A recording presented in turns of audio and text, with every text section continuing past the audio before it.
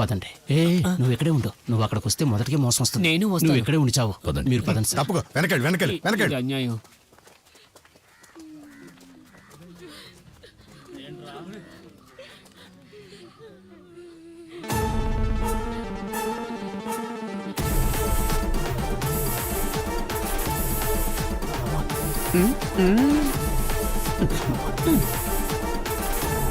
ఇతను మనకంటే ముందే ఇక్కడికి వచ్చేసాడు. నిజంగానే సింహంలా ఉన్నాడేంటి?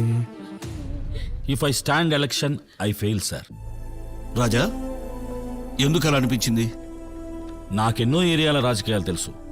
ఇక్కడ పరిస్థితులు మాత్రం ఇక్కడికి వచ్చాకే అర్థమయ్యాయి. Complete vote bank.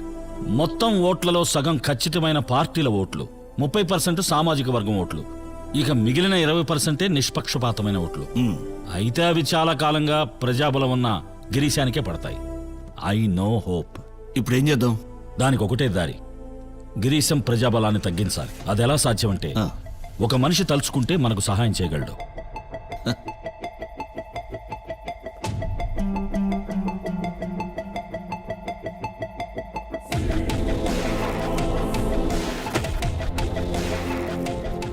మూర్తి గారు ఇంకా గుర్తుపట్టలేదా? కానిస్టేబుల్ జయచంద్ర.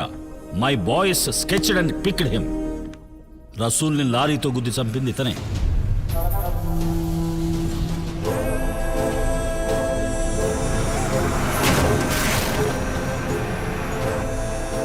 రసూల్ని చంపమని గిరీశమే వీడికి చెప్పాడు.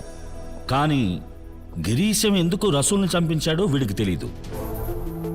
కావాలంటే గిరీశాన్ని ఇప్పుడే అరెస్ట్ చేయొచ్చు, బట్ కుదరదు. మోటివ్ లేదే కేసు నిలవదుగా. ఒక్క పాయింట్ దొరికినా చాలు, దాంతో మనం గిరీశాన్ని మూసేయచ్చు. ఎలక్షన్లో రాజా మెజార్టీతో గెలుస్తాడు కూడా. సార్, మనకది ఇప్పుడు నేనేం చేయలేను కదా, మీరు తలుచుకుంటేనే జరుగుతుంది. మూర్తి, చూడు, చంపబడ్డ రసూల్ కాల్ హిస్టరీ ఇది. రసూల్ ఫ్రీక్వెంట్గా కాల్ చేసిన నంబర్ ఇక్కడ మార్క్ చేస్తుంది. ఈ నంబర్ మీకు బాగా తెలుసు. చంపబడ్డ రోజు కూడా కాల్ వెళ్ళింది. లిజీ మీ ఒక్కగానొక్క కూతురు, గిరీశం హాస్పిటల్లో నర్సు. లిజీ నంబరే ఇది. I'm right? రాజా సార్, ఆడైనా మగైనా నాకు తనే ఉంది. గిరీశం గురించి నాకు బాగా తెలుసు.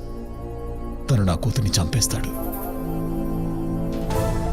మూర్తి, నీకు వేరే గత్యంతరం లేదు, చెప్పి తీరాలి.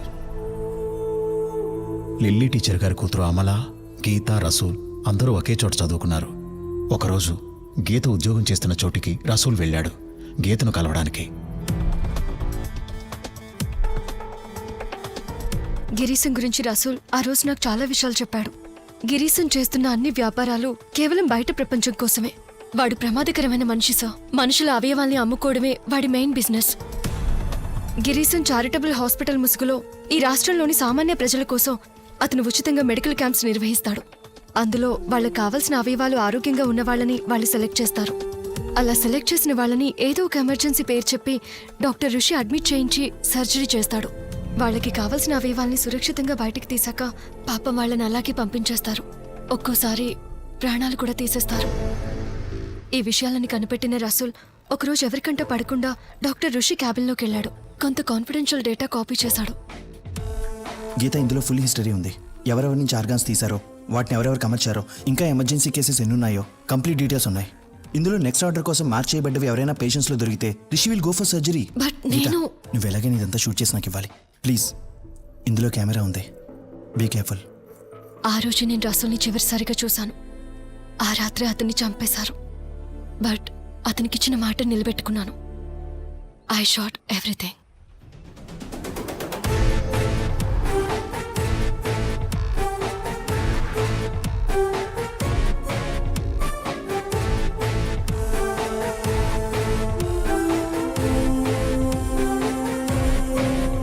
ఆపరేషన్ చేసి డిశ్చార్జ్ చేశాక కొద్ది రోజులకే కాత్యాయని చనిపోయింది.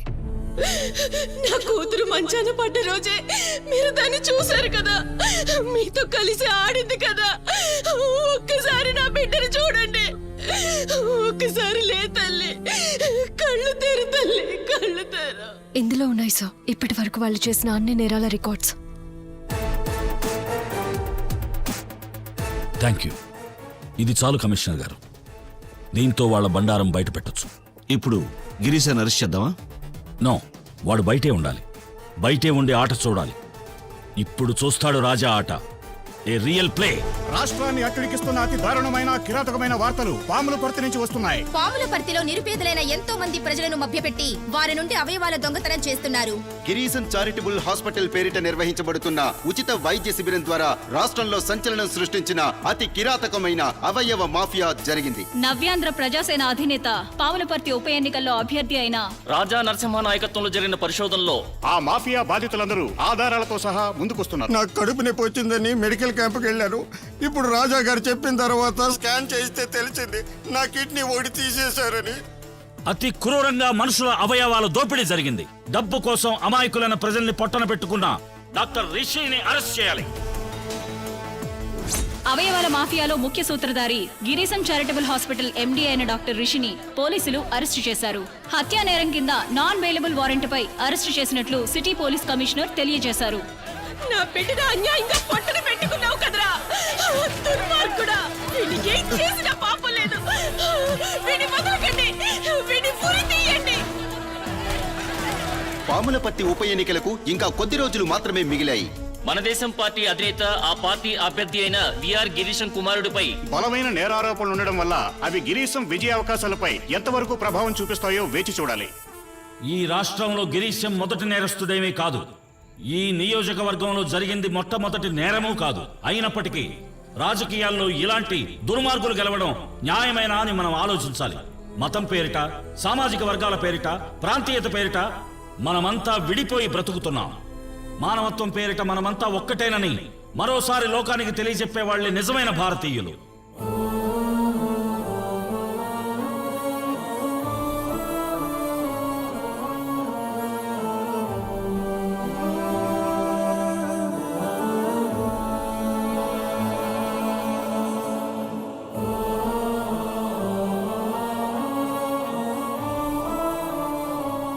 తిండి నిద్ర లేకుండా, రాత్రి పగలు లేకుండా ఒక్క తాటిపై ఒకటిగా నిలబడి ఒక పెద్ద ప్రళయాన్ని ఎదిరించి నిలిచిన వాళ్ళం మనం. ఆ మానవత్వం ఇంకా మనలో మిగులుంటే మార్పు అనే ఆశాజ్యోతిని వెలిగిద్దాం. దీనికి మీరే న్యాయ నిర్ణేతలు. అంతిమ తీర్పు మీదే. ఈ ఓటర్లే నా దేవుళ్ళు.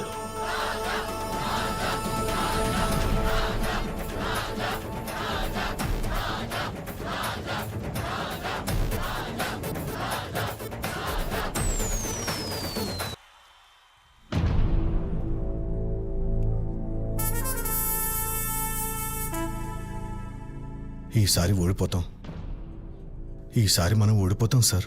చంద్ర, ఓడింతకు తెగించిదంతా చేసింది ఈ ఎన్నికల్లో నన్ను ఓడించేదానికే. రిజల్ట్ వచ్చిన మరుక్షణమే వాణ్ణి రప్పిస్తా. ఆ రాజాగాడు ఏ గొయ్యిలో అయితే నన్ను పూడ్చిపెట్టాలనుకుంటాడో అదే గొయ్యిలో పూడ్చేస్తా. వాణ్ణి, వాడికి సాయంగా ఉన్న అందరినీ.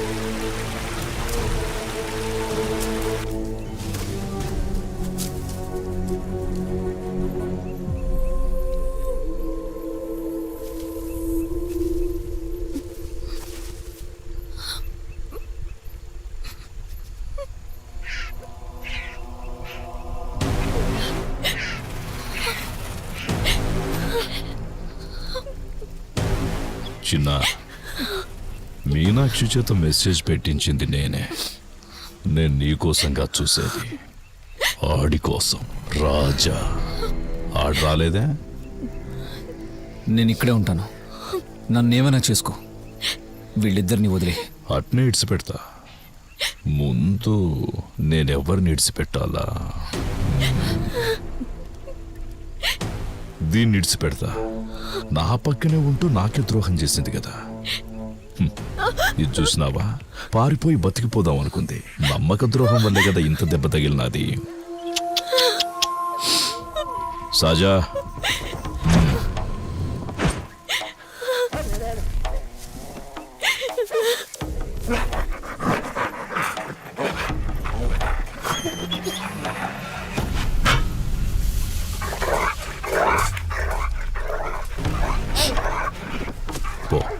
పోయి బతికిపో. పో పో పో పో పోయి బతికిపో.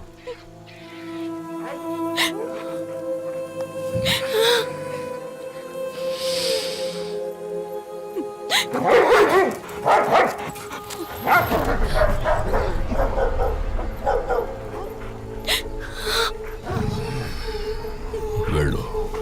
వద్దు. వెళ్ళు. గీత వద్దు. వెళ్ళు.